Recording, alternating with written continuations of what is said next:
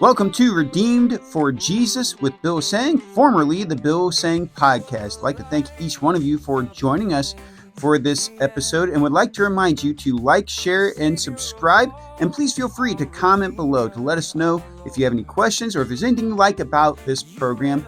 Enjoy the show.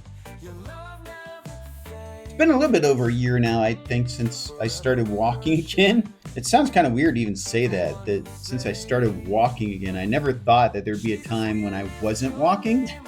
So if you're unfamiliar, August 14th of 2024, so we were at the church and we just got a new basketball hoop in. It was literally the first time that I was going to make use of it because I kind of hung back as the kids when they went out there. I didn't want to hurt them. I didn't even think anything of them hurting me potentially.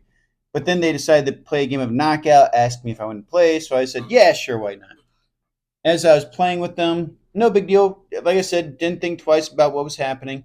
And I took a jump shot, and it seriously felt like somebody hit me in the back of the leg with a sledgehammer. I didn't know what was going on. My knee gave out. I started collapsing to the ground. It felt like when somebody kicks you in the back of the knee as a joke, just to get your knee to buckle. So I started falling forward, and then as I saw I couldn't get my balance, I thought that the person behind me had kicked me. So I turned around and asked him what he did to me because I didn't know what was going on.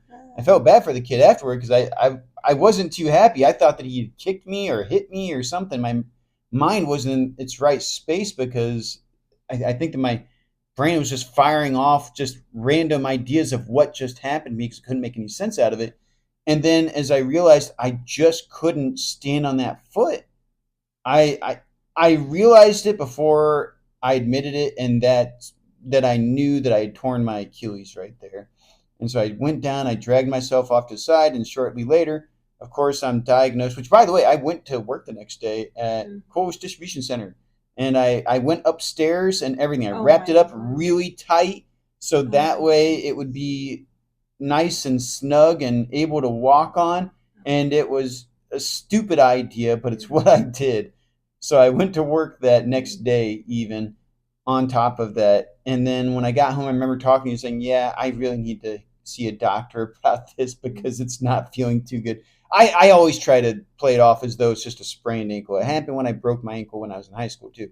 So we had to wait a little bit so the workman's comp and all that could go through so we get the surgery done. So we wait from August till about October, the end of October, before I get my surgery. So that whole time I'm off my foot, my leg's atrophying. It's just terrible. It's terrible. And I'm starting to get really worried. In fact, they even told us we might have to wait till November, maybe December even. I don't know. Yeah, it was supposed to be December, I think, originally. And then once the doctor got note of, okay, this guy, he saw the chart, he thought, no, he can't wait till December to not, to be off of that foot for that long. And so thankfully they were able to move your surgery up 2 months. So then you were only waiting 2 months, which is a long time to not be walking. And the funny thing was, we had a stool at home, and we didn't have crutches. At but, first, you know, at first we did, but at first. And so we had a stool, and so he would use the stool to walk around. And then he would just sit down on it when he got tired. So it was kind of funny. We have pictures of him with this stool, just and then he would sit down. And then we had like a almost like a cane type thing. And after he went to the doctor, thankfully within like the first day we went to the doctor, they gave us crutches. And so 4.5 months on crutches. Like, I don't think I could even do a day on crutches because like they hurt my arms. Like, I remember when I sprained my ankle like a couple of times, playing basketball or volleyball, like different times. I could never use crutches because it just hurted so much. But Bill toughed it out for 4.5 months on crutches, and that is impressive. And I tried one of those scooters for a little bit, but that thing got kind of annoying. I don't know how people do the scooter. Maybe it's because they don't do it as long as what I did. But the scooter thing was, the knee scooter, the one where you just, it's kind of, well, it's a scooter and you put your knee on it and you push yourself with the other leg. And I would get in these positions where I had to get off the scooter, but then I had to hop around to the other side of the scooter to get to where I needed to be. And it was so annoying to the extent that after I just stopped using the scooter a whole bunch. I just started hopping on one leg. And after a bit, I was like, uh oh, my other leg is starting to hurt down where the Achilles is. Maybe I should stop doing this. So it was right back on the crutches, Yeah. unfortunately. And that kind of stunk. I mean, at first with the crutches, it's fun because, like, hey, I'm getting a good workout. And then after you do Hmm. it for so long, it's like, okay, I'm really not getting a good workout anymore. I'm just wearing myself out because at first, like, your arms start getting bigger and stuff because your body's not used to that sort of workout and your muscles are trying to rebuild. And then you're just doing it every single day to the extent that I don't know everything as far as how your body operates, but more or less it's saying, okay, this isn't anything different. So now instead of getting big and muscular, I'm going to be thin and stringy. And Yeah. that was less fun. And um, especially during football season, Bill got to use his crutches a lot going to practice and to the away games. So um, I thought I was impressed that he toughed it out to be able to go see Jaden playing football. And I'm thankful for now is that he doesn't have crutches, so he's able to help with coaching and being able to walk. I think it's pretty nice for when you want to help with coaching different sports, basketball and football and flag football and wrestling. And so I think that's kind of been a miracle to see that he can walk on his foot again, that he can wrestle on his foot, he can play basketball, and without going too far, I think it's just amazing to see having him having no muscle on his leg to being able to do pretty well. Besides it tightening up, sometimes that's been encouraging to see. More or less, I believe I did 6 months of physical therapy. And think about that, 6 months of physical therapy. That's a long time to have to go back to a place um and you get to know the people that are working on you pretty well, not very well, but to the extent that you see them every day and they see you every day, and so they're helping me out getting better, making, and that's over at NWO, by the way.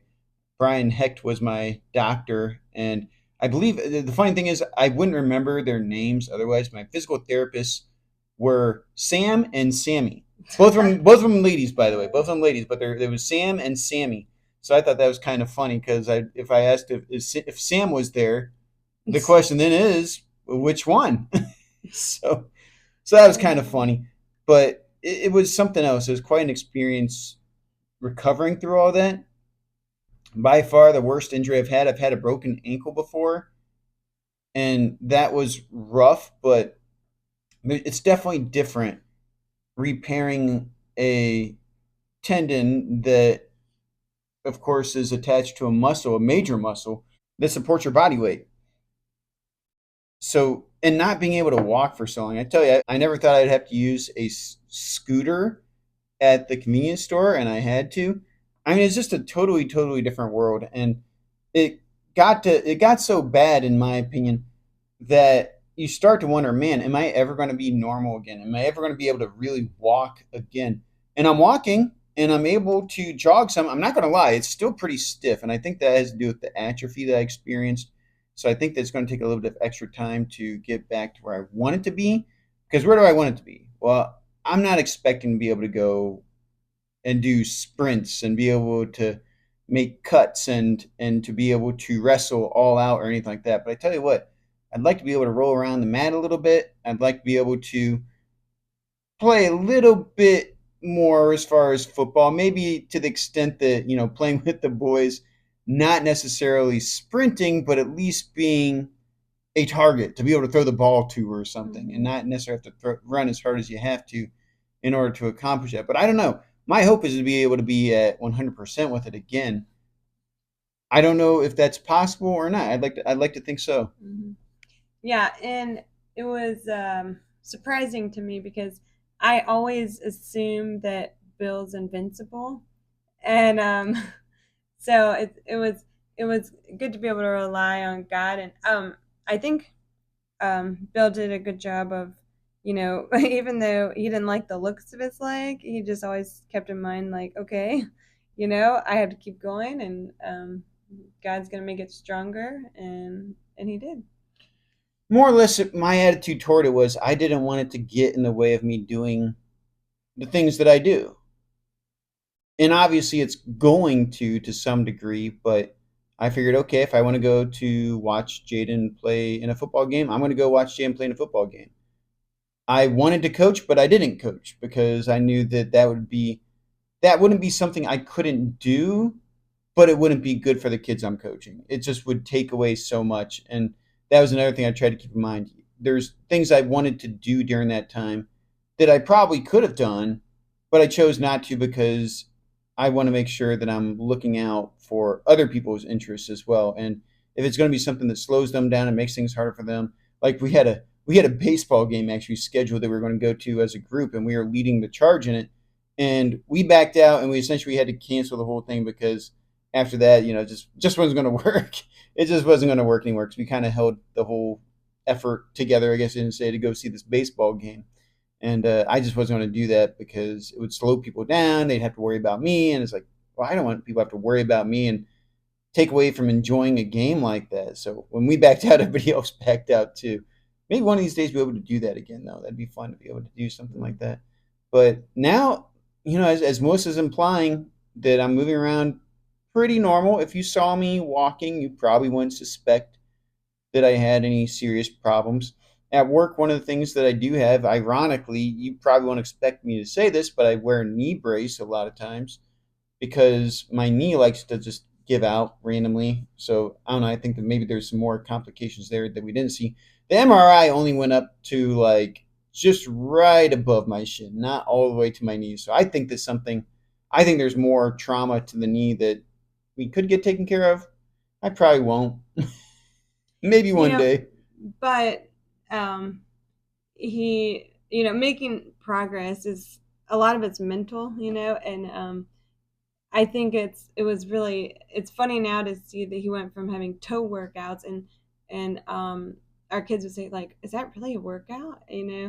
And he actually was a workout. Like, he actually had trouble moving his toes. Well, yeah, let me I'll comment on that a little bit because when I was doing my toe workouts, I was literally grunting as I was curling my toes. And it sounds ridiculous, but no, it was actually really hard to do. Yeah, I mean, that's the type of progress that I had to see, that going from having a hard time curling my toes to being able, they got me up to jogging for a number of minutes on a treadmill. And I'm still very cautious though when it comes to jogging. I like to push my limits a little bit, and because of that, sometimes like I think that I cause a little more trauma to the area than what's necessary, and it caused me to scale back a little bit, step back a little bit. Like, okay, was that smart? Is it worth risking tearing it again for the sake that I want to push myself a little harder? And of course, the answer is no. A year out from walking on his own feet, he could do like 30-minute. I mean, I'm sure he could do more if he wanted, but 30-minute regular workouts. When he first used to try to do push-ups, it wasn't happening, but being able to do push-ups and just normal workouts is amazing, and motivated me to work out because I thought, man, if he wasn't able to walk, he had like nothing there, like no muscle, then surely I can do something, to build muscle. And I mean, I know it took a lot of mental toughness to be able to go from that of not being able to use his leg to being able to walk on his leg, and go way farther than that. And so I thought that's encouraging for people that, hey, if you're able to do more than a toe workout, you're doing pretty good. And to just be able to keep going, and to know that, like, God can allow our body to repair, to get stronger. And I think that's been amazing to see. So I think the bottom line is it's important to take care of your body, and as Melissa was saying, that with my torn Achilles, that didn't just affect me being able to walk. It affected me being able to do just about. I mean, there was a time when I had to just sit on the couch and do nothing because I couldn't. I mean, the I've never experienced it before where my pain level when they ask me at the doctors is a 10 without question. Like, not like, well, it might be a 6 or a 5 or an 8 or a 9. Nope, just 10. And it was a 10 for quite a while, way longer than what I was comfortable it being a 10. So I wasn't able really to do anything except for sit in one position with my leg in a very weird position, because if I moved it at all to the left or to the right, it was agonizing pain.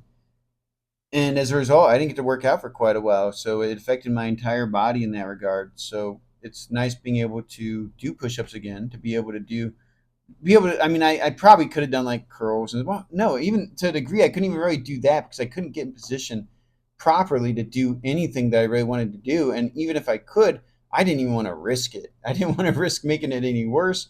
I didn't want to risk lots more pain because it was very, very painful. And I'm grateful for what everybody on the medical team did and everybody who was involved with helping me to recover. Of course, to Melissa and the boys, just tremendously, as they had to wait on me literally hand and foot for a good number of months. I mean, Yeah. I couldn't do. I had to sit out from just about everything. Basically, the only thing I was allowed to do for a while, and I'm almost surprised they even let me do this, was they let me go and preach a sermon on Sunday mornings, and outside of that, they didn't let me. Not when I say they, I mean like the medical professionals. They highly advised against doing really anything else aside from, outside of the house, aside from going out and preaching on Sunday mornings. And even then, I remember when I would do that, my foot would swell like you could Oh not yeah. believe. I mean, it was just unbelievable. And it started throbbing and hurting. I didn't tell anybody, but like once everybody went downstairs, I would lay back on a pew, put my foot up, because we have a little fellowship time afterwards. And basically, I would just wait until we were ready to go because it just hurt so much and it was throbbing so badly and it swelled so much. And I'm glad that those days are That, over. and as you're talking, I remembered just so many days. I thought, I wonder if Bill knows how many things he needs in one day, just with all the food and the drinks. And I mean, because he was working for the church, he would need his laptop, and then you need this book and that book, and his glasses, clothes. And I thought, man, there's probably 1,000 things I got, and seeing that, God got us through that time, and also our families and the church was really good to us. And yeah, it's amazing to see that good came out of it. And yeah, it's amazing that that time actually goes by fast. So we're thankful for that. Well, I don't know if I would say it goes by fast myself. From my own experience, maybe it Okay. did for you. For me, I thought that it felt like forever, felt like it was never going to end. But once you're past it, it feels like Mhm. it feels like it really wasn't that long. And for me, it's one of those things. It's one of those weird things like COVID, where it totally throws off your timeline because you feel like that it was way longer that was happening than what it actually was. I felt like it was a whole year opposed to half a year, maybe even felt like it was longer than that. Mhm. I mean, it was starting to become part of my lifestyle, even Mhm. to be on one foot, to be on crutches, to not be able to leave the house a whole lot, to barely be able to drive. It was just a very interesting experience. I don't recommend it. I don't recommend it to anybody. Don't tear your Achilles tendon, especially. That's when I turned 40. That's my joke with my friends who turn 40.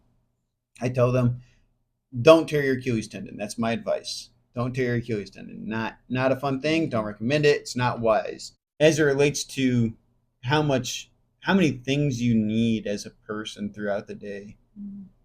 that that's one of the things that I've always been mindful of as a person. And I remember when I broke my ankle way back, I remember telling myself, I'm going to continue to do everything on my own. And you wouldn't believe it. Like, I was actually fetching my own dinner plate. My parents were very insistent that I don't, Yeah. that they wanted to help and said that either they or my brothers could help out with it. And I was very insistent that I do. And I literally tried to do everything Mhm. on my own. But then once I hit my foot a couple times Oh or my dropped word. something or whatever, I was like, all right, well, I've got to let people help. And the part that stinks about that, and maybe this is just me sounding, I don't know, sounding prideful or something, is then you start relying on people to do more and more and more and more. And before long, you're not doing anything. Then you get off of crutches. Then you're like, you're not used to doing anything. Yeah. So yeah, so that's one of the things It's I like, was very mhm. grateful, but I didn't. It's one of those things where I didn't want to have to do that all over again. But I really this time I really didn't have a choice. I had to. Yeah. Yeah, it's like when you're a kid and your mom does all these things for you. For me, my mom was so good at doing so much for us that even now I'm like, well, why don't the dishes just wash themselves? Like, and why doesn't the laundry just clean and fold itself? Like you said, the best thing is just, it's a good lesson in being independent because we do need so much every day. And I think that one of the big lessons from God is that we do need other people in our lives. That a big question that I had is like, wow, what if this had happened before the medical community learned how to do surgeries like mm-hmm. this? I mean, basically, I would Yeah. be without a leg, so to speak. Mm-hmm. I mean, the leg might still be there, but I don't know what the ramifications have been. It might have rotted away even and Yeah. become even more of a health risk than what it already was, just seeing how badly it atrophied during that short time period. And just seeing what an amazing world we live in, I guess, that there are still some honest medical practitioners out there. And that was nice to Mm-hmm. be able to meet them. And we've known the people at NWO for quite a while. And I'm grateful for all of them. It reminded me an awful lot of Jacob when he wrestled with God and God actually dislocated. Well, he touched the tendon on his hip and made it so he had to walk with a limp for the rest of his life. It reminded me a little bit about that. That sometimes you got to slow down. Sometimes you got to rethink your life a little bit and how you go about things and what stage of life that you're in. As to a degree, I wanted to keep on going pretty hard with things, with helping my boys out with football and basketball and all those things. And especially, I didn't know if they were going to get into wrestling or not, but especially wrestling. I mean, that's my sport right there. And now it's like, wow, I might have to take more of, I don't know, more of an administrative role or more of coaching without being as hands on as what I used to be. I want to be hands on again. And actually, that is actually more or less my prayer is to be able to get hands on with those sorts of things again. But again, I remember when it happened. That Sunday I preached and I changed my message 100%. Like I went from one message to a totally different message because I wanted people to know that this is something that could have happened anywhere at any time and that ultimately I didn't see it coming. Thus, I could definitively conclude that what happened to me was God's doing. And that might sound weird. Oh, you're blaming God. No, I'm not blaming God for it. I'm saying that this wasn't God's plan for my life and something that He was using in order to communicate with me, to be able to teach me and to help me to grow as a person and to be able, and I would say that even help me to be more humble in certain regards and to be more dependent on people in different ways. And I tell you, I'm still having a hard time asking people to help with things that maybe I shouldn't do. On the same token, I've realized my limits a lot better as it comes to physically. And that's not necessarily a bad thing, not because we need to ask people for things, but it also makes us consider what our role in life is supposed to be at this stage. And so some things I'm still, I guess you can say, I'm not super duper concerned or anything, but still looking for answers in some regards to how to continue forward and being useful to people and being able to fulfill my role in God's kingdom here on earth. So yeah, I mean there's still some mystery I would say to what happened. I would say in terms of theologically, but I have learned a lot from it, and I've had to think of a lot because of it, and I think a lot of good things have come out of it. Something that I thought was really funny and ironic was a few days after Bill tore his Achilles, he has his crutches, and we're coming out of the grocery store, like we're right behind Dr. Hecht. Like Yeah, Dr. there's Hecht. Dr. Hecht and Dr. Hecht. They're still Yeah. twins, but yeah, it was Bruce Heck is who it Yeah, we was. were right behind him. And I told Bill, I'm like, we got to talk to him. His brother was going to be doing Bill's surgery, possibly. And so we're like, well, hey, what do you think about this? And then he's like, yeah, you definitely want to get surgery for that because you're young. And I thought that was perfect timing because I don't know. Otherwise, maybe Bill would have wanted to tough it out because we didn't know very much about. I didn't know very much about turning your Achilles, so I just thought it was reassuring, and I thought that was really cool timing. Like I've never run into him at that grocery store before, and just it was just so funny that we were able to ask him about it and to be reassured in what we were doing. Yeah. So I guess ultimately, what I would say is that we all go through things. We all experience injuries, disease, heartbreak, what have you.